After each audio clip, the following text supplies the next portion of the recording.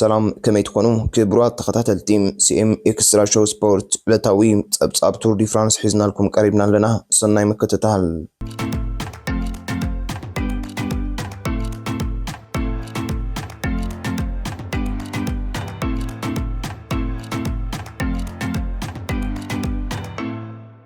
تادي بوغاتشار نغوس بيلتون داغماي اب 2025 لعلنا نقيسوم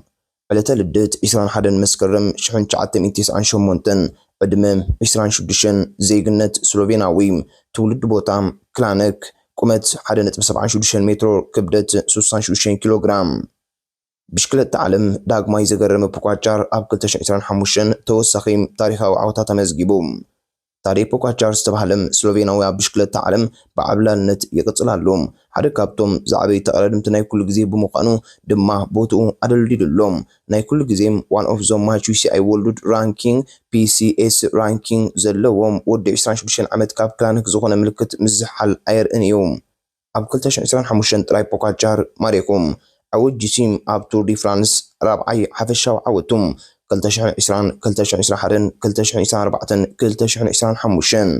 ሌጅ ባስቶነ ሌጅም ሕጂውን 3 ዓወት 2021 2024 2025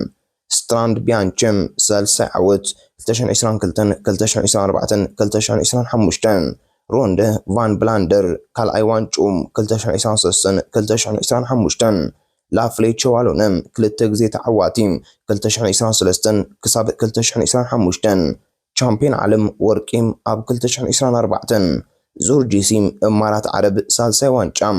ኣብ 2021 2022 2025 ኣብ 6 ሕታማት ዝተዘርግሐም 21 ዓወታት መድረኽ ዙር ፈረንሳም ከም እውን ኣብ በዓል ኤሎምባርዲያም 4 ከም እውን ግራንድ ፕሪክስ ሳይክሊስት ደ ሞንትሪያል ክልተም ዝኣመሰላ ናይ ሓደ መዓልቲ ክላሲካዊ ውዳትም ሓወልቲ ዓወት ምዝጋብ ፖጋቻር ዘለዎ ብዙሕ ዕዮታት መዳርክቲ የብሉን ጽሩይ ዓቐብ 9103 ደረጃም ጂሲም 7344 ከም እውን ኣብ ተሪር ናይ ሓደ መዓልቲ መሬት 7677 ኪኢላ ቴክኒሻን እዮም አልፕስ ይኹን ቆርቆሮ ወይ ጻዕዳ ጸጽር ቱስካኒ ታዲያ ፖጋቻር እትክድነቕ ዘለዎ ሰብ እዩ ዓብላልነት ስታቲክስ ጥራይ ኮነን ትርኢትዩ ከም እውን ኣብ ሰሙን ጥራይ ናብ ገጻት ደገፍቱን ፕሮፋይላቱን ኢንስታግራም ኤክስ ስትራቫ ኤፍቢ ዊክ ትሬድስ 74215 ምብጻሕ ብምግባር ዓለም ነፍሲ ወከፍ ርጋጽ ፔዳለም ትዕዘበላ ኣሜሪካው ተቐዳዳማይ ብሽክለታም ኩዊን ተሓጽዩ በአግሬሲቭ ቅድም ዝዋርን ፍርሕ ዘይብሉ ምፍንጫልን ዝፍለጥ ኣሜሪካዊ ፕሮፌሽናል ተቐዳዳማይ ብሽክለታም ኪን ሲሞንስ ኣብ ብሽክለታ ዓብ ስጉምቲም ወሲድሎም ተሓጽዩ ቻምፒዮን ሃገራዊ ውድድር ጽርግያ ኣሜሪካ 2021 ሕጂ ተቐዳዳማይ ሊትሬክን ኣብ ሰሙን መወዳእታ መንገዲ ወግዓዊ ማሕበራዊ መራኸቢታት ቻነላቱም ነዚ ፍሊጡም ስእልታት ናይቲ ፍሉይ ህሞት ምስ ልባዊ መልእኽቲ ኣካፊሎም ኣብ ነፍሲ ወከፍ ዓቐብ መውዳቕን ዕቡድ ናይ ውድድር ዓመት ኮይነያ ንዝቕጽል ደረጃ ህይወት ብሓባር ክጽበም ኣይክእልኔ እትእማመም ኣብ ጥቕዓዱ ድራንጎ ኮሎራዶ ብናይ ቀረባ ኣዕሩኽቱን ቤተሰቡን ኣብ ዝተኸበበም ናይ ብሕቲ ቦታ ከም ዝተፈጸመ ይንገር እዞም መጻምድቲ ናይ ሓያሎ ዓመታትም ብሓባር ጸንሑ ኮይኖም መብዛሕትኡ ግዜም ኣብ እዋን ልምድ ንካብ ውድድር ወፃኢ ዝግበር ጉዕዞን ብሓባር ይረኣዩ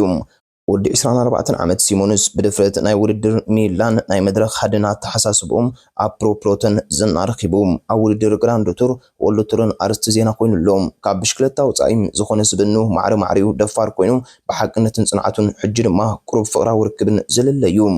ደገፍቱን ብጾቱን ተቐዳደምቲ ብሽክለታም ኣብ መላእ ወሎ ቱር ዝርከቡ ደጋንቱን መውዳርቱን ሓዊሱም ነቲ ምልክቱ እንኳዕ ሓጎሰካ ዝብል ኣዕለቕሊቖም ኣለዉ ክሳብ ሕጂም ዕለት መርዓም ኣይተገለጸን ኤርትራዊ ገዲም ተቐዳዳማይ ናይ ዓቐባብ ቱር ዲ ባኒ ዋንግ ኢጅን እንደገና ደሚቑ ኣብ ኣስመራ ዝተወልደ ተቐዳዳማይ ብሽክለታ መትከል ኢዮብ 4 መስከረም 1993 ዝተወልደም ኣብዚ ሕጂ እዋን ንጋንታ ብሽክለታ ተረንጋኑ ዝጋልብ ዘሎም ኣብ ዙር ባኒ ዋንጊ ኢጅን 2025 ኣብ ሓፈሻዊ ምደባ ሓያል ካልኣይ ደረጃ ብምሓዝም ኣብ ሃገራዊ መድረኽ ቅድም ብሽክለታ ስሙ ደሚቑ ይርከብ እዚ 1.76 ሜትሮም 61 ኪሎ ዝምዘን ኤርትራዊ ተቐዳዳማይ ኣብ 31 ዓመት ዕድሚኡ ኣብ ሙሉእ ዕድሚኡ ብፍላይ ኣብ መላእ ኤስያን ኣፍሪቃን ኣብ ዝካየድ ኣኽራናውን ብዙሕ መድረኻውን ውዳትን ዘይነቕነቕ ክእለት ኣርእዩ ኣብ ኢንዶኔዥያ ዝረኸቦ ናይ መወዳእታ ውፅኢት ፖዲየም ንልዕሊ 10 ዓመት ጽንሕም ነዊሕ ዝርዝር ዓወታት ነዚ ይመስል ዝሓፈሱ ዓወት ካልኣይ ጂሲም ቱር ዲ ባኒ ዋንግ ኢጅን 2024 2025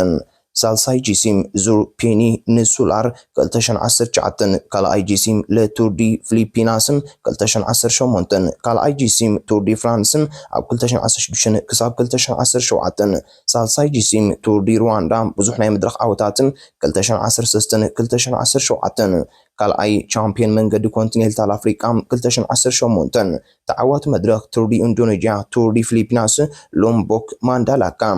رابعي جسيم بريزيدنتاو عدد تركيا 2024 لعلي 10 ናይ መድረኽ ዓወታትን ብሉፃት ናይ ውድድራትን ብምስጋብ ኣብ ኮንቲኔንታል ሰርኪት ብፍላይ ኣብ ኤስያን ኣፍሪካን ፍሉጥ ሰብ እዮም ፍሉይ ክእለት ኣብ ምሕኳር ዓቐብ ኮይኑ ኣብ ጎቦታት ዝበዝሖ መሬት ናህሪ ናይ መሓዝን ናይ መድረኽ ፍጻመታት ታክቲካዊ ብልሓት ናይ ምዕብላልን ፖንቺም ክእለት ኣለዎም درجة صلوان درجة عالمي سي اي شحن 245 درجة بي سي اس شحن 298 عند حقوق غانتا قدم بشكلتا ترنغانو خوينوم كاب 2018 ناي غانتا منفنسن صناعتون منسيات تقدمتيم عمل ازر كونتيننتال سي اي كبر هابت خوينوم يقصلالهم زمتص مدب 28 حمله تور دي باني واينغ ايجن ناي مود اتا مدرخ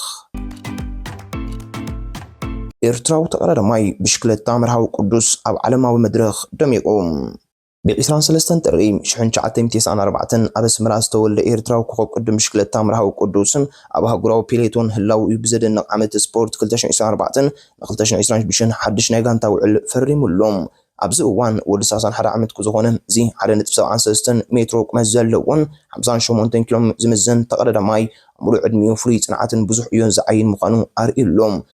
محكارن نحاد معلت وداتن كم فلي ميو بموساد ا بروفيشنال قدم بشكلتام كاب زلاخون عوتات سدد إرتراوين كوين يركب اب 2024 مرهاو قدوس كاب كلتيو بريزيدنتاو زور بشكلتا تركين زورباني وانجين ايجنن اب حفشاو مدب كالاي درجه بمحاز ادنا اوتات ريفوم اود در افريكام اود در صرغياون نحاس مداليام رقيبيوم اقدمو اب زور لانكاويم 2014 اب جي سي كالاي درجه محازم اب فويلتام ا اسبانيا 2017 ናይ መድረኽ ፖዲየም መሓዝን ከምኡውን ብዙሕ ሃገራዊ ቻምፒዮናት እንተላይ ኣብ 2018 2022 ዋንጫ ኤሊት ውድድር ጽርግያ ኤርትራ ከም ዝወሰደ ዘይርሳዕ ናይ ትማል ተዘክሮ እዩ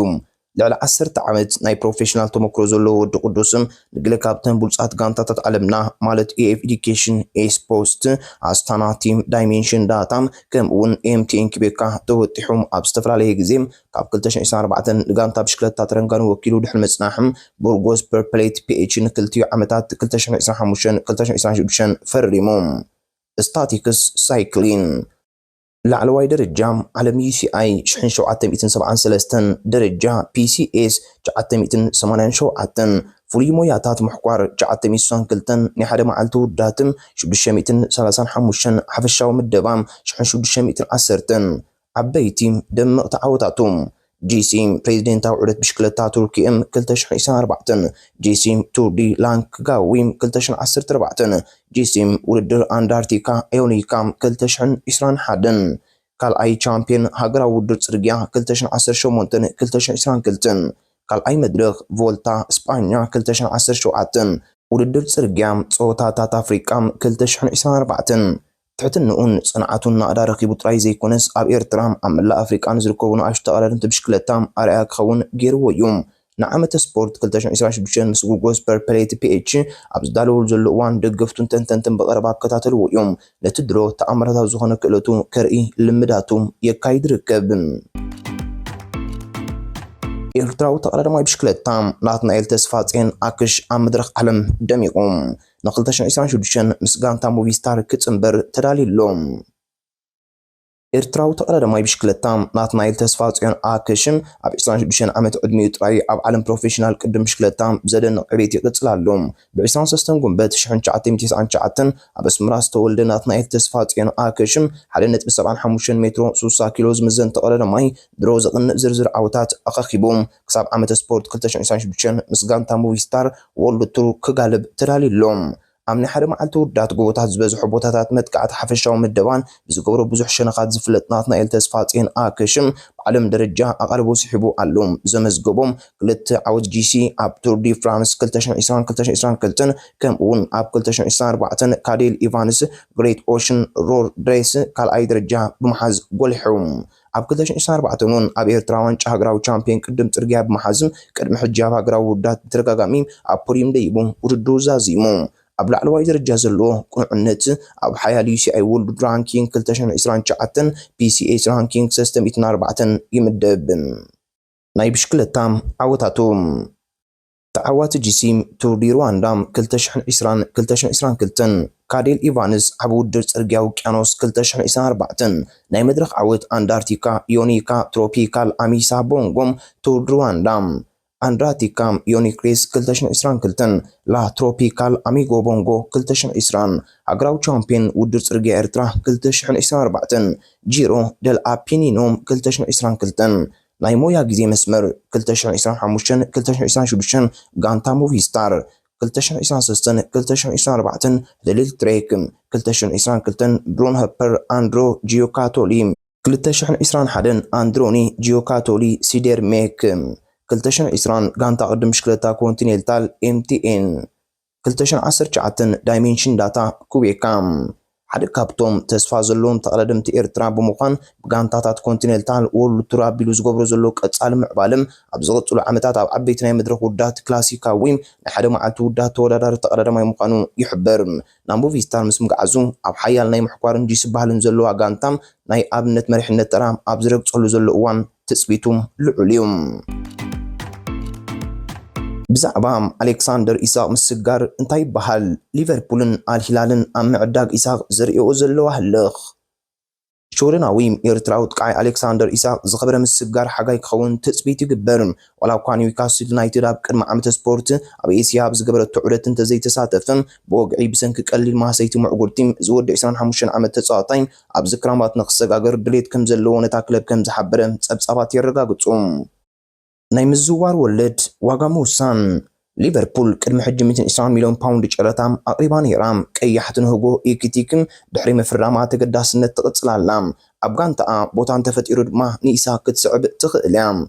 سعود عربية كلب الهلال ኣብ ሰሙን ካብ 600,000 ክሳብ 700,000 ፓውንድ ኣብ ዓመታት 36 ሚሊዮን ዩሮም ካብ ግብሪ ነፃ ዝኾነ ዘሰንብድ ዕድመ ቀሪባላ።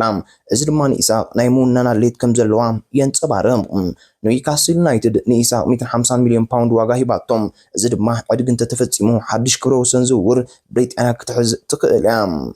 ኣብ ውሽጢ ክለብ ኣካያዲ ስራሕ ኤዲሆ ወግዓዊ ናይ ውዕል ዘተ ከም ዘካየደ ኣረጋጊፆም ኩሉ ምስ ኢሳቅ ዝግበር ናይ ብሕቲ ዝርባትን ምስጢራዊ ኮይኑ ከም ዝቅፅል ኣስሚሩሉ። ዋላ እኳ ኢሳቅ ክፀንሕ ተስፋ እንተሃለዎም ሆው ግን ነቲ ዘይርጉፅነት ኣሚኑ እታ ክለብ ንመጻኢኣ ዝምጥን ክትገብር ከም ዘለዋ ይፅዕር። ከም በዓል ዳንበርን ብሩኖ ጊማሬስን ዝኣመሰሉ ደጋንቶም ስክፍቶም ብምግላፅም ዋጋ ኢሳቅ ኣብ ሜዳን ወፃእን ኣስሚሮምሎም። ኣብ ዕዳጋ ምስግጋር ማዕጾ ምስጋር ኒውካስል ዕግርግር ዝመልኦ እዩ ነይሩ። ንሁጎ ኢኪቲክን ብራያን ምቤሞ ጄምስ ትሮንፎርድን ዮአነ ዊሳን ጨረታታት ፈሽሉም። ክንፊ ተጻዋታይ አንቶኒ ኢላንጋ 55 ሚሊዮን ፓውንድ ኣፈሪማቶላ። መደብና ክሳብ መወዳእታ ብምክትታልኩም ደጊምና እንዳመስገንና ኣብ ዝቅፅል ቪድዮና ክሳብ ንራኸብ ከምቲ ልሙድ ላይክ ሼር ሳብስክራይብ ብምግባር ህላውነትኩምን ደገፍኩምና ይፈለየና እንዳበልና ሎም ዘዳልናያ ትሕዝቶም ኣብ ዝንዛዝም ሰላም